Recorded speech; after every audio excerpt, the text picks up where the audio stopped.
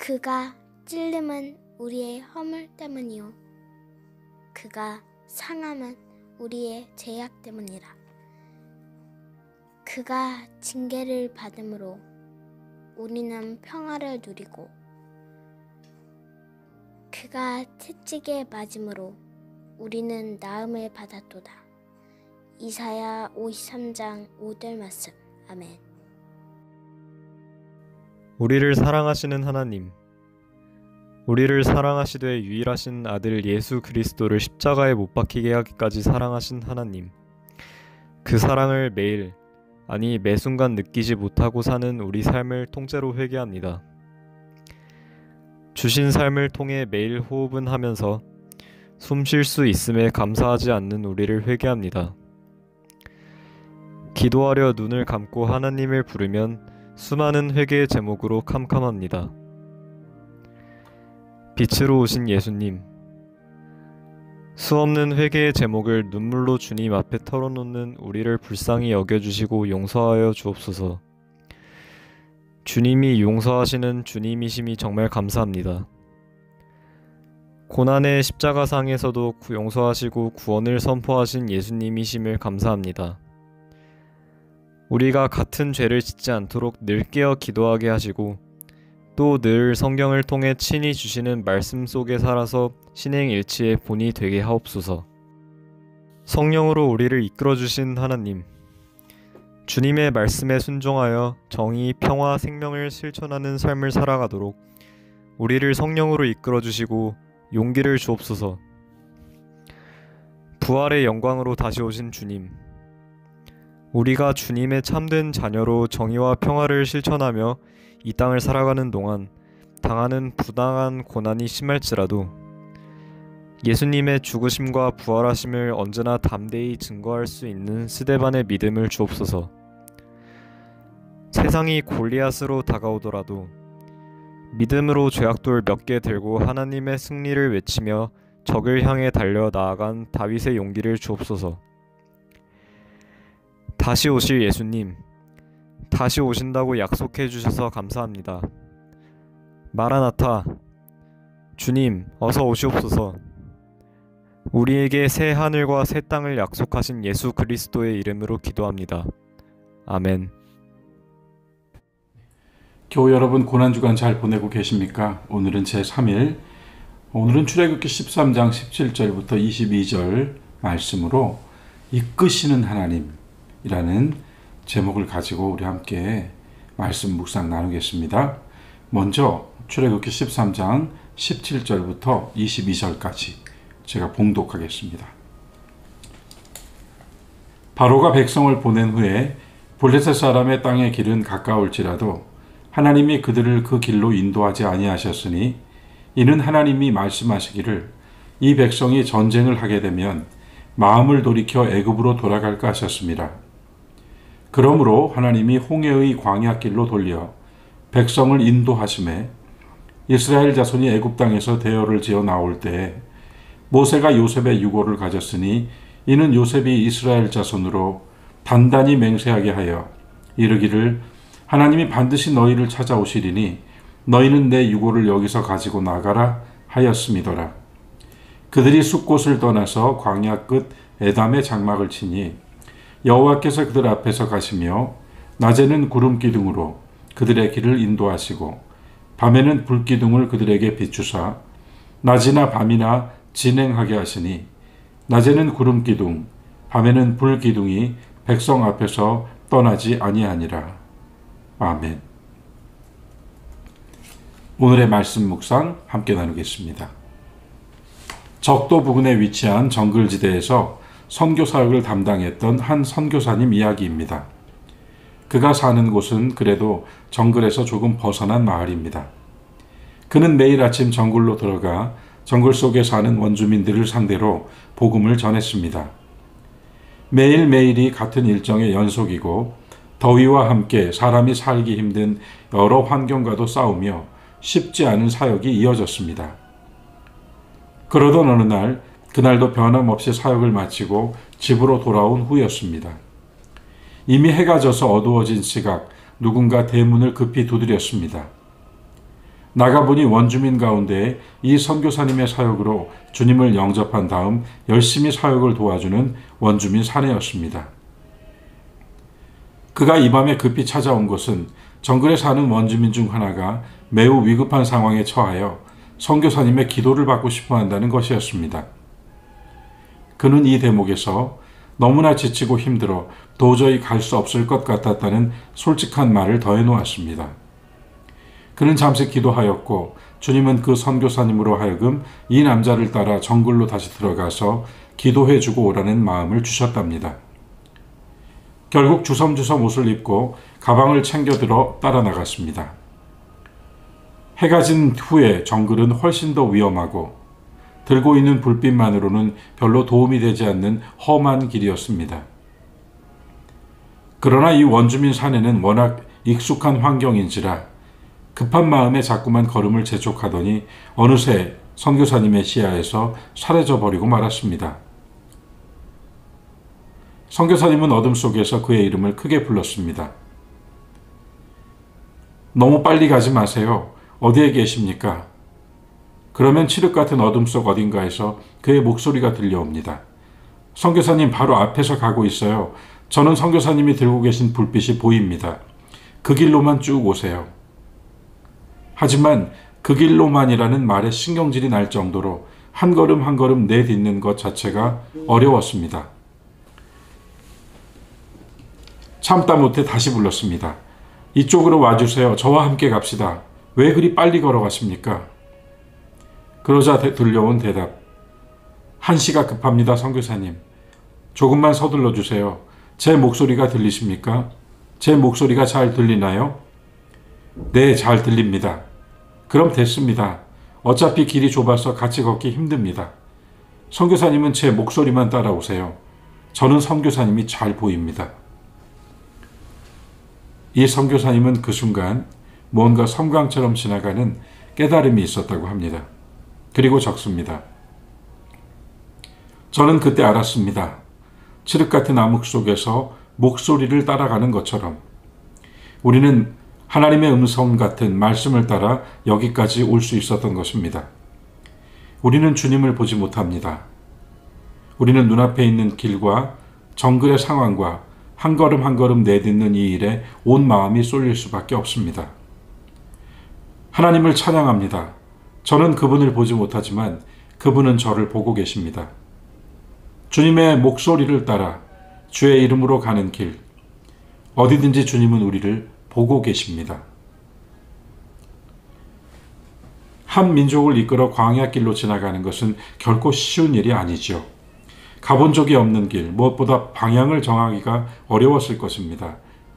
모세와 이스라엘에게는 지도도 나침반도 아무것도 없었습니다.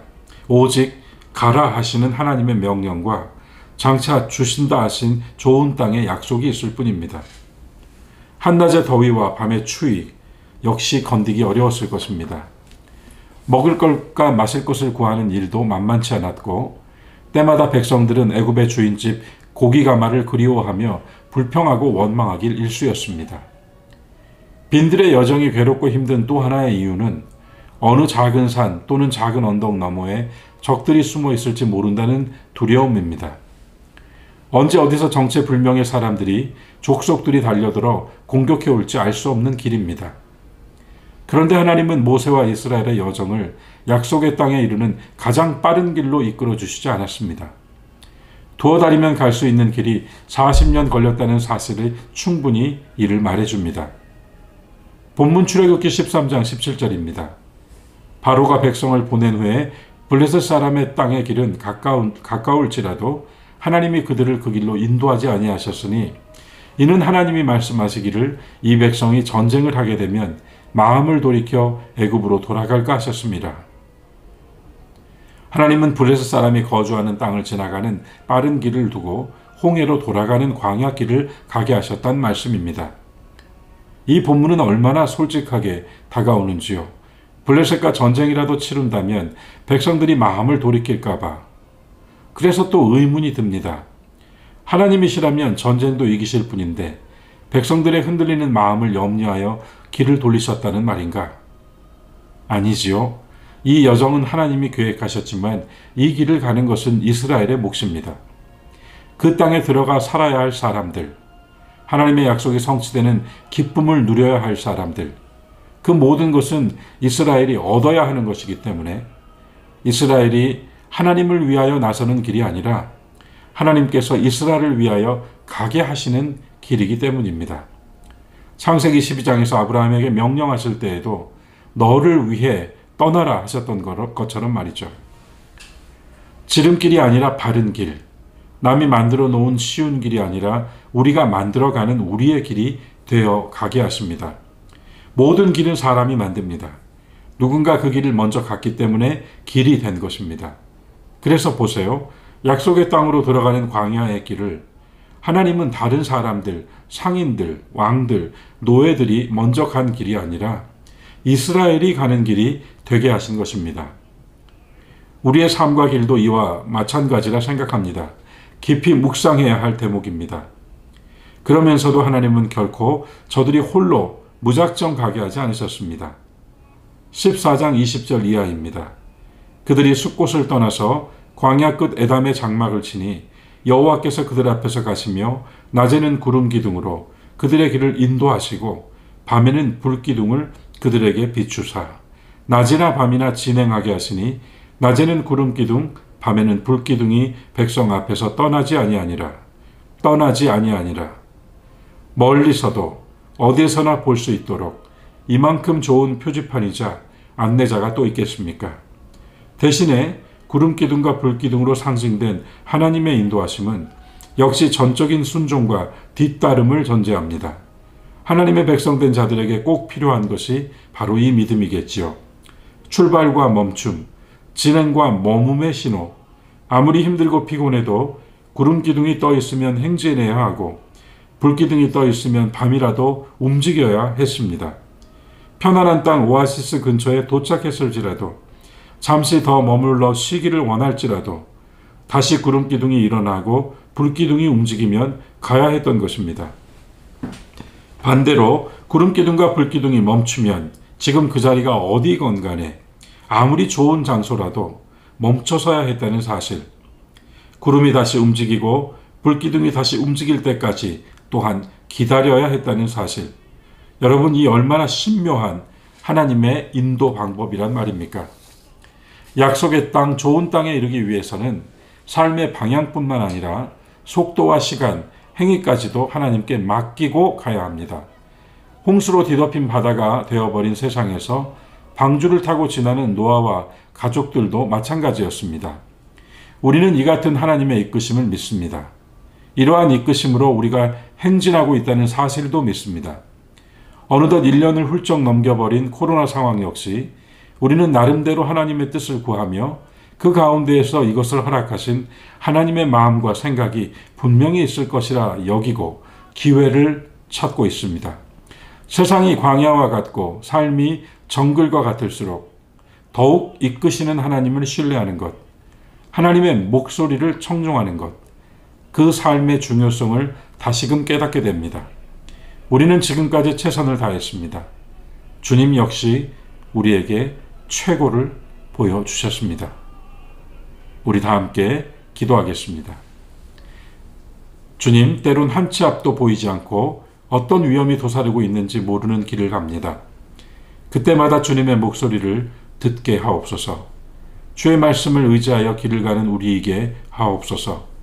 또한 진정 우리에게 겨자씨 않을 만한 믿음이라도 분명히 갖게 하셔서 멈추라 하시면 멈추고 움직이라 하시면 움직이며 가라 하시는 곳, 가게 하시는 길로 그 길로만 나아가게 하옵소서. 앞서지도 벗어나지도 않게 하시며 구름 기둥과 불 기둥 같이 주의 임재 안에서 주님의 이끄심 안에서 살아가게 하옵소서. 예수 그리스도의 이름으로 기도드립니다. 아멘.